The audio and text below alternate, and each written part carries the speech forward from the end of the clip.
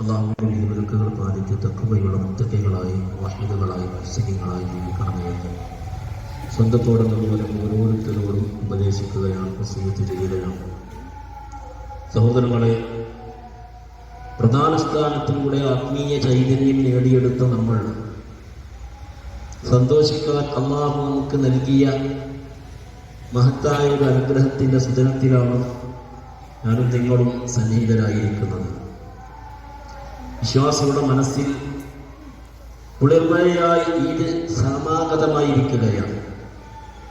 ഒരു മാസക്കാലം നീണ്ടുനിന്ന പ്രധാനുഷ്ഠാനം, അതിലൂടെ നമ്മൾ നേടിയെടുത്ത തഖ്വ, പ്രത്യേകിച്ച് തറാവീഹ് നമസ്കാരം, അതുപോലെ തന്നെ ദാനധർമ്മങ്ങൾ, പാപമോചനത്തിന് വേണ്ടിയിട്ടുള്ള അങ്ങേയറ്റത്തെ നമ്മുടെ പ്രാർത്ഥനകൾ, ശുദ്ധീകരിച്ച മനസ്സോടുകൂടിയാണ് വിശ്വാസി സമൂഹം ഈ ദിനത്തിലേക്ക് കടക്കുന്നത്.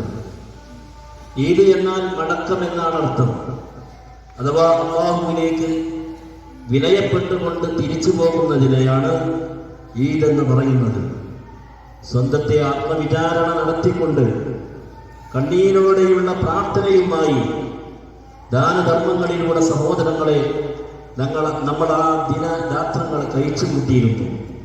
അല്ലാഹു നമുക്ക് കുറെ വലിയന്മാരിൽ ഒരാളല്ല, മറിച്ച് ഏറ്റവും വലിയവനാണ് നമുക്ക് അല്ലാഹു എന്നാണ് നമ്മൾ ഉദ്ഘോഷിച്ചത്. നോക്കൂ നിങ്ങൾ, നമ്മളെ തക്ബീർ അല്ലാഹു അക്ബർ അല്ലാഹു അക്ബർ അല്ലാഹു അക്ബർ ലാ ഇലാഹ ഇല്ലല്ലാഹു അല്ലാഹു അക്ബർ അല്ലാഹു അക്ബർ വലില്ലാഹിൽ ഹംദ്.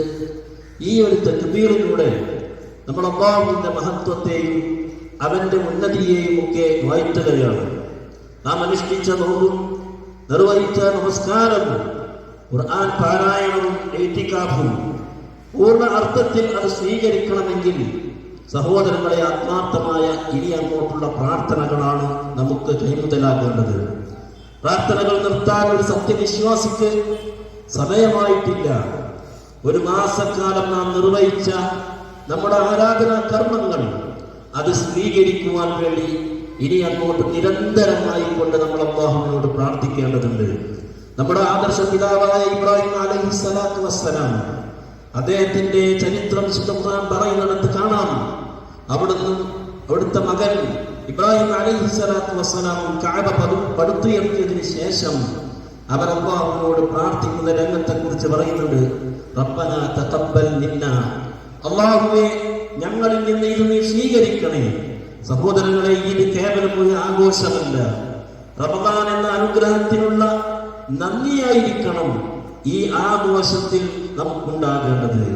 അല്ലാഹു പറഞ്ഞല്ലോ, വലിതുക്മിലുൽ ഇദ്ദ, എണ്ണത്തെ പൂർത്തിയാക്കുവാനും വലിതുകബ്ബിറുല്ലാഹ അലാ മാ ഹദാകും, നിങ്ങൾക്ക് മാർഗദർശനം അത് നൽകിയതിന്റെ പേരിൽ അവനെ തക്ബീർ ചെയ്യുവാനും ലഅല്ലകും തശ്കുറൂൻ, നിങ്ങൾ നന്ദി കാണിക്കുവാനും വേണ്ടിയാകുന്നു അത്. അപ്പൊ സഹോദരങ്ങളെ, നമ്മുടെ പ്രവർത്തനങ്ങളൊന്നും പാഴാക്കി പോയി വരുത്. മനോഹരമായ ഒരു വീട് അല്ലെങ്കിൽ ഒരു സൗധം ഒരാൾ കെട്ടിയുണ്ടാക്കിയതിന് ശേഷം ആരെങ്കിലും അത് തകർക്കുമോ? തകർക്കുന്നവനെ കുറിച്ച് നമ്മുടെ നിലപാടെന്തായിരുന്നു? അവനൊരു വിഡ്ഢിയാണ് എന്നല്ലാതെ. അതുപോലെയാണ് ഒരു മാസക്കാലം നാം നേടിയെടുത്ത ചൈതന്യം, ആ തഖ്വ ഒരു ദിവസം കൊണ്ട് നശിപ്പിക്കാൻ മാത്രം നമ്മൾ വിഡ്ഢികളായി മാറരുത്. അല്ലാഹുവിനെയും അവന്റെ റസൂലിനെയും ജീവിതത്തിൽ മുറുകെ പിടിക്കുന്നവരായിരുന്നു സഹാബികൾ. ആ സഹാബികൾ കാണിച്ചു തന്ന ആ മാർഗം അതുപോലെ നമ്മൾ പിൻപറ്റണം. അതുകൊണ്ടാണ് വിശുദ്ധ ഖുർആൻ പറഞ്ഞത്, യാ അയ്യുഹല്ലദീന ആമനൂ, ഈ സത്യവിശ്വാസികളെ, അത്തിഉല്ലാഹ്, നിങ്ങൾ അല്ലാഹുവിനെ അനുസരിക്കണം, വ അത്തിഉർ റസൂൽ, അല്ലാഹുവിന്റെ റസൂലിനെയും നിങ്ങൾ അനുസരിക്കണം, വലാ തുബ്തിലു അഅമാലക്കും, നിങ്ങളുടെ അമലുകളെ, നിങ്ങളുടെ പ്രവർത്തനങ്ങളെ നിങ്ങൾ ഒരിക്കലും കേടുവരുത്തരുത്. പെരുന്നാളിന്റെ നാളിൽ ഇന്ന് ജമാഅത്ത് നമസ്കാരത്തിന് പലപ്പോഴും പള്ളികളിൽ ആളില്ലാത്തൊരവസ്ഥ ഉണ്ടാകാൻ പാടില്ല. ജമാഅത്തുകൾ നമുക്ക് നഷ്ടപ്പെടാൻ പാടില്ല.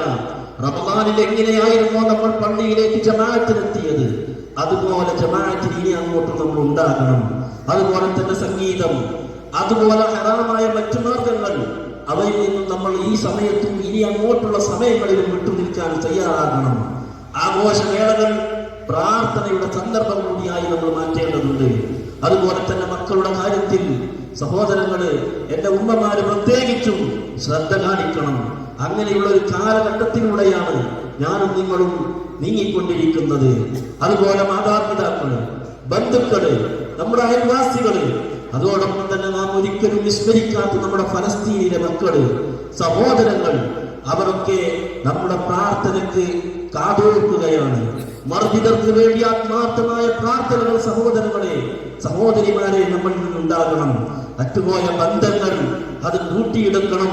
അത് കൂട്ടിയിണക്കാൻ നമ്മൾ പരസ്പരം തയ്യാറാക്കണം. അത് ദൃഢീകരിക്കാൻ വേണ്ടി അയൽപക്ക ബന്ധങ്ങളിലുള്ള അത്തരം വിള്ളലുകളുണ്ടെങ്കിൽ അതെല്ലാം ഈ ഈദ് ദിനത്തിൽ നമ്മൾ സുൽഹാക്കി മാറ്റണം.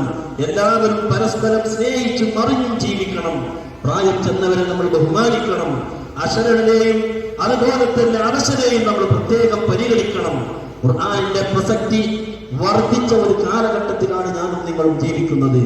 ഒരു മാസക്കാലം നാം അതിന് നമ്മോടെ നെഞ്ചോട് തീർത്തു വെച്ചു. പല ആളുകളും അത് എത്രയോ തവണ ഹത്തങ്ങൾ തീർത്തിട്ടുണ്ട്. ചില ആളുകൾ അതിന്റെ അർത്ഥപാരായണത്തിന് സമയം കണ്ടെത്തി.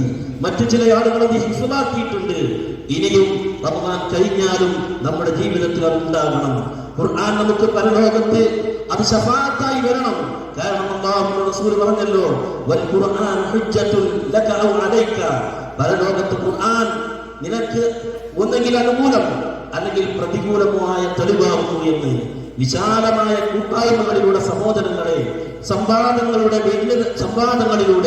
ഭിന്നതകളുടെ മതിൽക്കെട്ടുകളെ നമ്മൾ പൊളിക്കേണ്ടിയിരിക്കുന്നു. പല ആളുകളും നമ്മെ ഭിന്നിപ്പിക്കാൻ നോക്കുകയാണ്. പക്ഷേ നമ്മൾ ഭിന്നിക്കരുത്. നമ്മൾ ഒന്നാണ്. ഈ ഉമ്മത്ത് ഒന്നാണെന്ന് തെളിയിച്ചു കൊടുക്കേണ്ടതിന്റെ ബാധ്യത നമുക്കുണ്ട്.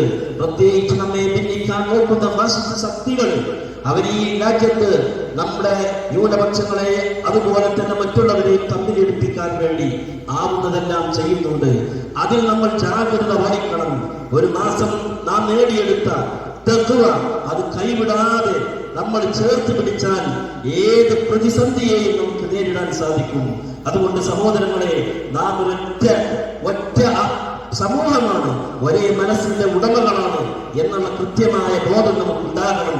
വെറുപ്പും വിദ്വേഷവും മാറ്റിവെച്ച് വിശ്വാസികൾ തമ്മിൽ ഐക്യമായിരിക്കണം, സ്നേഹത്തിലായിരിക്കണം.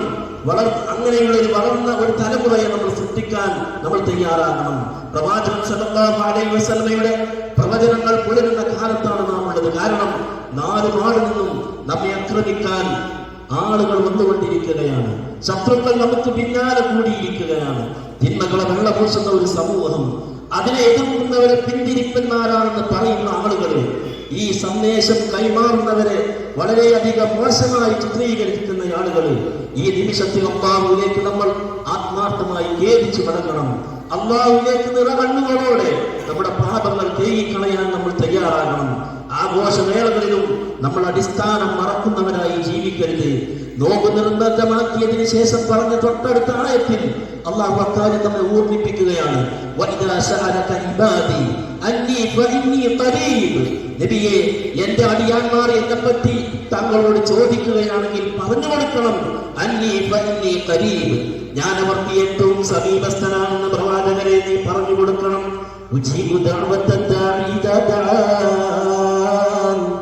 എന്നെ വിളിക്കുന്നവന് അവന്റെ വിളിക്ക് ഞാൻ ഉത്തരം നൽകുന്നതാണ്. അതുകൊണ്ട് അവർ എന്നോട് ഉത്തരം തേടിക്കൊള്ളട്ടെ. അവർ എന്നിൽ വിശ്വസിക്കുകയും ചെയ്യട്ടെ. അവർ നേർവഴിയിലാകുന്നതുമാകുന്നു. അപ്പൊ ഈ നേർവഴി നമുക്ക് ലഭിക്കണോ? അല്ലാഹുവിനോടായിരിക്കണം. ഏത് പ്രതിസന്ധി വന്നാലും, എത്ര ബുദ്ധിമുട്ട് വന്നാലും, ദുഃഖം വന്നാലും, സങ്കടം വന്നാലും എന്റെ റബ്ബ് എന്റെ പ്രാർത്ഥനക്ക് ഉത്തരം നൽകും. അവന്റെ അല്ലാഹു പറയുകയാണ്, അടിമക്ക് അല്ലാഹു പോലെ അവന്റെ ഏത് പ്രശ്നങ്ങൾക്കും പരിഹാരം നിശ്ചയിക്കുന്ന റബ്ബിന്റെ അവന്റെ കൂടെ. അതേ സഹോദരങ്ങളെ, ഏതേത് വിഷയത്തിലും പ്രാർത്ഥനയുടെ ഏത് വിഷയമാകട്ടെ അത് അല്ലാഹുവിലേക്ക് മാത്രമായിരിക്കണം. ഈ അടിസ്ഥാന തത്വം നമ്മൾ മറക്കരുത്. അത് മറന്നു പോയാൽ നമ്മൾ കാലാകാലത്തും നരകത്തിലായിരിക്കും. ആ തത്വം മറന്ന് ശുദ്ധികളിലേക്ക് പോയാൽ പിന്നീട് നമുക്ക് രക്ഷ ലഭിക്കുകയില്ല. അത് നമ്മൾ പ്രത്യേകം മനസ്സിലാക്കുകയും വേണം. അല്ലാഹുവിൽ നിന്ന് അകന്ന് സൃഷ്ടികളിലേക്ക് പോയിക്കൊണ്ടിരിക്കുന്ന ഈ ഒരു കാലഘട്ടം നമ്മുടെ ദൗത്യം വലുതാണ്, പ്രബോധനം വലുതാണ്. അതിൽ ഒരു തരത്തിലുള്ള കോംപ്രമൈസിനും തയ്യാറാകാതെ നമ്മൾ ഈ തൗഹീദി സന്ദേശം മറ്റുള്ളവർക്ക് എത്തിക്കണം. പെരുന്നാളിന്റെ തക്ബീറിൽ പോലും അല്ലാഹുവിന്റെ ഏകത്വമാണ് പ്രഖ്യാപിക്കുന്നത്. ഈ ദിനത്തിൽ പ്രത്യേകം നമ്മൾ സുന്നത്തുകളെ നമ്മുടെ ജീവിതത്തിന്റെ ഭാഗമാക്കാൻ പ്രത്യേകം ശ്രദ്ധിക്കണം സഹോദരങ്ങളെ. നബി സല്ലല്ലാഹു അലൈഹി വസല്ലമ സഹോദരിമാരോട് പ്രത്യേകം അന്ന് ഈദിന്റെ ദിവസത്തിൽ അവരിലേക്ക് ഇറങ്ങിച്ചെന്നുകൊണ്ട് ദാനധർമ്മം ചെയ്യാൻ ആവശ്യപ്പെട്ടതായി ഹദീസുകളിൽ കാണാം. അതുപോലെ തന്നെ സഹാബികളും അങ്ങനെ തന്നെയായിരുന്നു.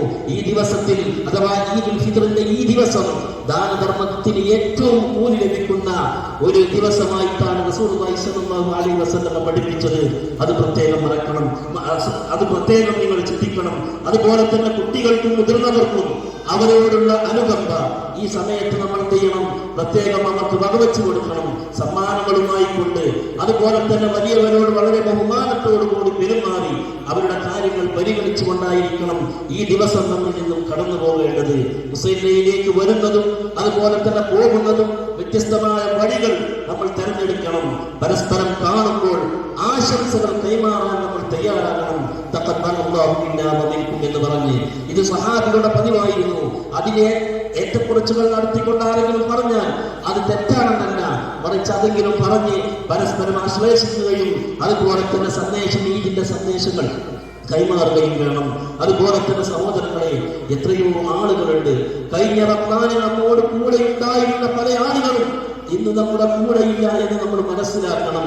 അവർ മുമ്പേ പോയി, അവർക്ക് ശേഷം നമ്മളാണ് പോകാനുള്ളത് എന്ന ഉത്തമമായ ബോധ്യം സഹോദരങ്ങളെ നമുക്കുണ്ടാകണം. അതുപോലെ രോഗികളായി കിടക്കുന്ന ധാരാളം ആളുകൾ നമ്മോടൊപ്പം ഈ ഈദും സല്ലയും നമസ്കരിക്കേണ്ട പല സഹോദരിമാര് ഇന്ന് നമ്മുടെ കൂടെ അവരില്ല.